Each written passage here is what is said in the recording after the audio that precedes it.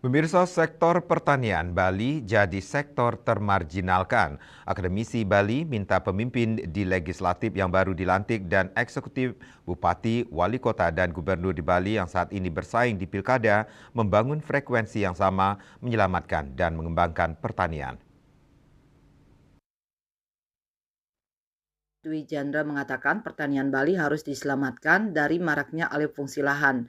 Undang-undang sudah ada namun sampai di daerah terbentur dengan kebijakan bupati, akhirnya lahan sawah basah juga beralih fungsi.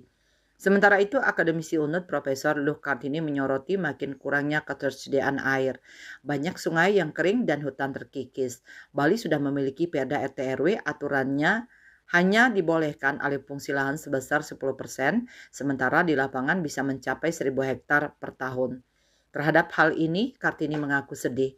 Disinilah perlunya komitmen bersama menegakkan aturan demi kedaulatan pangan dan Bali dalam mengantisipasi perubahan iklim. Sementara itu, dosen EPB Undui Dr. Inengah Surate Adnyana mengatakan alih fungsi sektor pertanian terjadi karena pendapatan petani sangat kecil dibandingkan sektor jasa dan industri. Pendapatan pertanian hanya 1,5 juta, sektor jasa sampai 3,5 juta per bulan. Jika pertanian ingin dipertahankan, solusinya yakni terapkan pertanian organik dan adanya kebijakan pemerintah agar lahan dan ketersediaan air terjamin. Kata kuncinya, buatkan sektor pertanian ini berpenghasilan dan berkelanjutan. Bali Post melaporkan.